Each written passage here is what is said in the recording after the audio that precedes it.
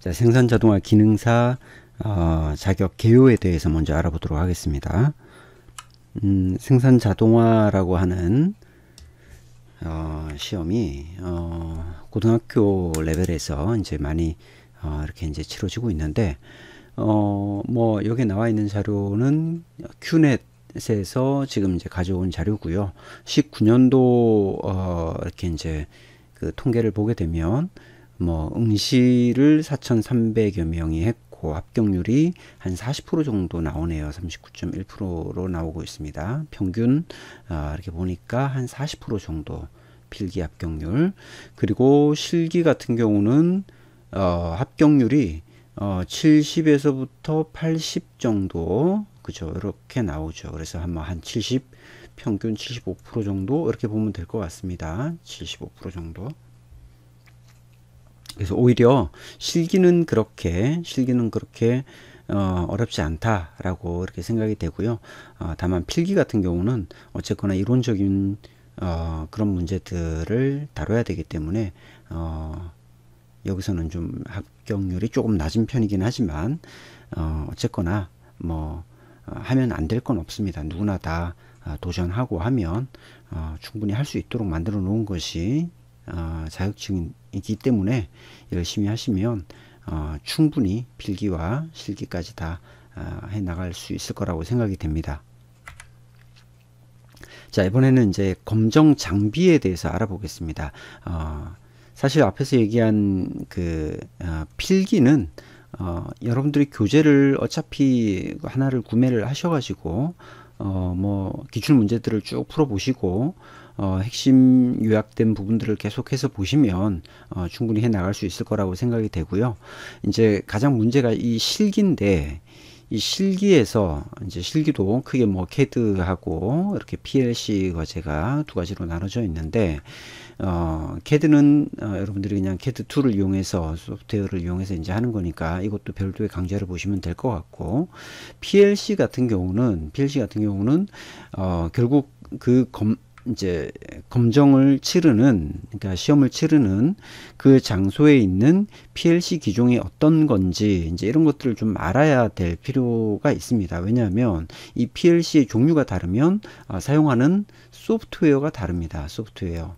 그래서 이 소프트웨어들이 다르게 되면 내가 어떤 한 가지 모델을 가지고 준비했을 때 또 사용할 수 없는, 또는 내가 좀 이렇게 이제 프로그램을 사용하는데 어려운 부분들이 분명히 생기기 때문에 내가 이제 검정을 치르고자 하는 장소의 PLC가 어떤 기종인지를 반드시 알고 준비를 해야 된다는 겁니다. 우리가 이제 이 강좌를 통해서 다룰 거는 LS 산전에서 나오는 XBC라고 하는 PLC를 다룰 겁니다. XBC PLC. 상세한 차이점들을 후반부에 다시 한번 설명을 하겠습니다. 자, 이게 이제 생산자동화 기능사 검정용 장비입니다. 그래서 앞에서부터 이렇게 물건을 공급해주는 실린더로 구성된 이런 공급 장치가 있고, 물건을 공급하고 가공 공정으로 드릴링을 하는 이런 가공 공정이 있고, 물론 실제 드릴을 하는 것은 아니고 이걸 이제 시뮬레이션 하는 겁니다. 그 다음에 드릴 가공이 완료된 공작물을 다시 이렇게 컨베이어 쪽으로 밀어주는 이송 공정이 있고, 그래서 컨베이어를 타고 이렇게 공작물이 흘러갈 때 센서에 의해서 금속이냐 비금속이냐를 판별을 하고, 그래서 문제의 조건에 따라서 금속이든 비금속이든 이렇게 배출을 하고, 한쪽은 또 이쪽 끝으로 흘러갈 수 있도록 만들어져 있는 그런 장비입니다. 그 다음에 앞쪽에 이렇게 보시면 PLC 모듈이 하나가 이렇게 있고, 그 다음에 또 안쪽에는 OP 패널이라고 해서 스위치라든가 이제 이런 것들이 이제 다 준비가 되어 있습니다. 조금 구체적으로 한번 살펴보면 지금 해당하는 각 액추에이터들은 거의 대부분 다 이렇게 실린더로 이루어져 있습니다. 공합 실린더입니다. 그래서 밀어주는 거죠. 밀어주고 또 후퇴하고 하는 전진과 후진을 반복하는 그런 액추에이터죠. 그리고 이 실린더의 위에 센서가 붙어 있어서 이게 지금 전진했는지 후진했는지를 알 수 있는 그런 가장 기본적인 공합 실린더의 구조로 되어 있습니다. 그 다음에 가공 실린더도 마찬가지죠. 가공 실린더도 위아래로 이렇게 오르락 내리락 할 수 있는 이런 실린더 구조로 되어 있고, 그 앞에 이렇게 DC 모터로 되어 있는 가공 드릴이 하나가 이렇게 붙어 있습니다. 그 다음에 이제 이송 실린더도 마찬가지로 전후진으로 움직일 수 있도록 되어 있고요. 그 다음에 컨베이어를 타고 이렇게 흘러가는데, 이 컨베이어도 이건 다 DC 모터로 구동이 되는 겁니다. 그래서 컨베이어를 타고 한쪽 방향으로 쭉 이렇게 흘러가게 되어 있고요.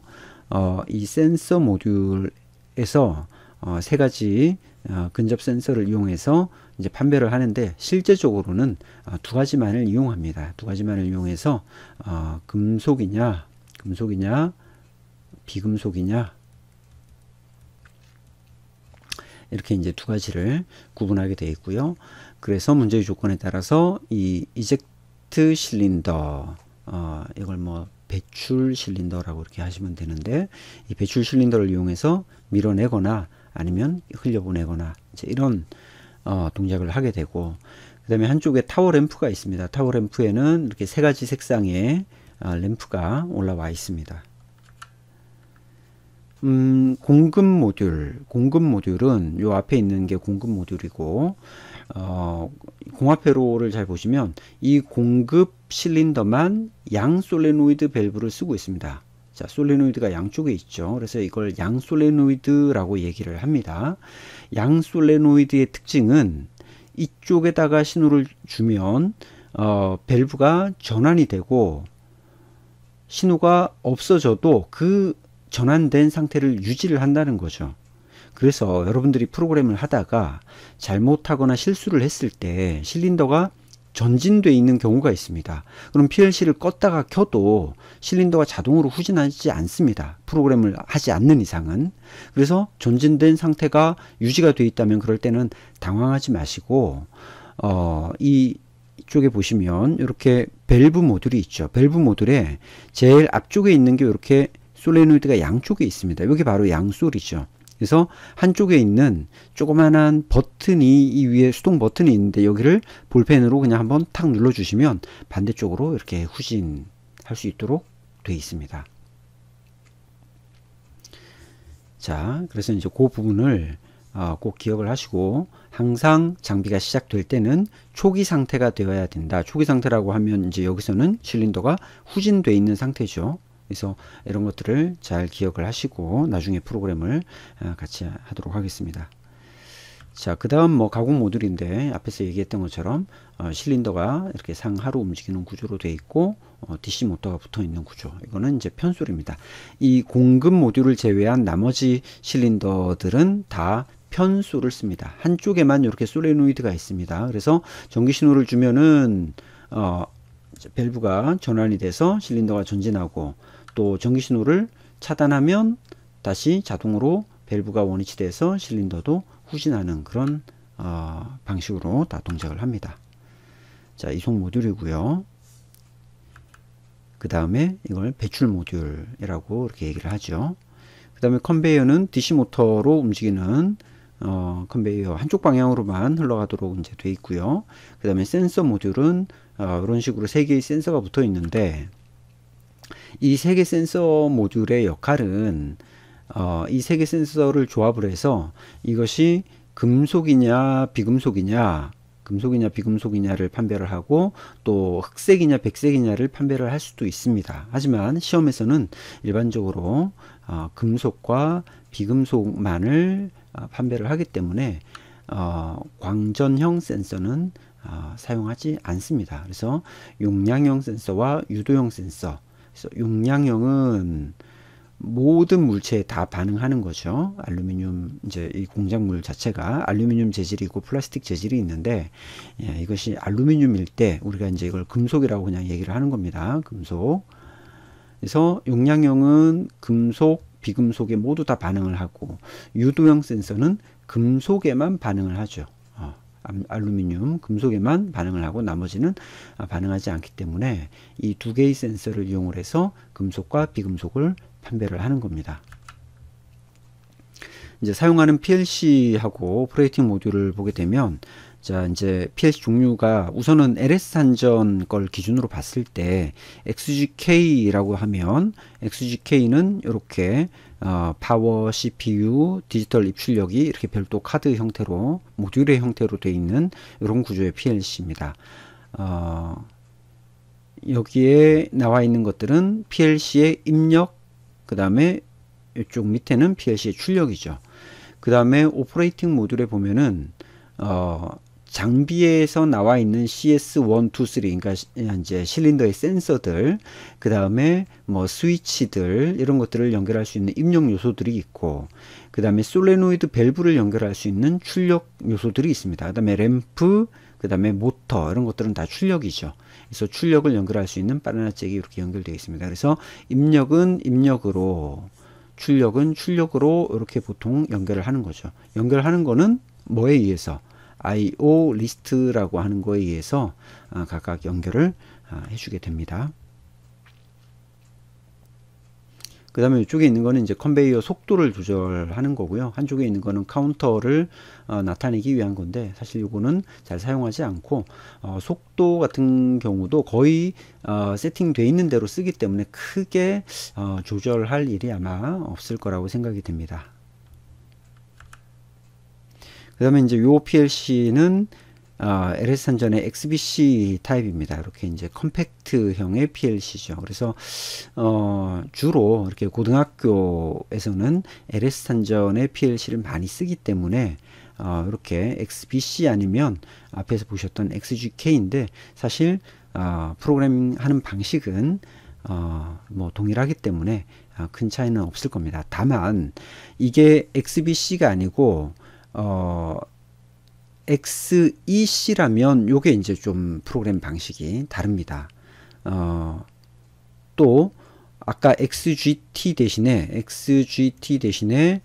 XGI라고 하는 모델이 만약에 들어가 있다면 그것도 프로그램 방식이 조금 다릅니다. 그러니까 이렇게 XBC하고 XEC는 모양은 똑같이 생겼지만 이 CPU의 아래쪽에 나와 있는 이 모델명이 나와 있는데, 그 모델명을 잘 확인을 하시면 이게 XBC인지 XEC인지를 확인할 수가 있고요.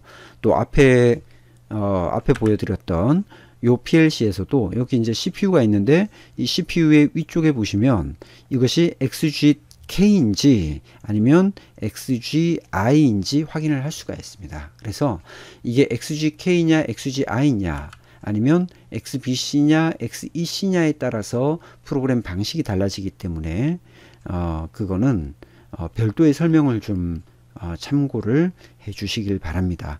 강좌에서는 XBC 기준으로 이렇게 이제 하려고 합니다. 왜냐하면 XBC로 되어 있는 기종들이 가장 많기 때문에 이걸로 설명을 좀 진행을 하려고 합니다.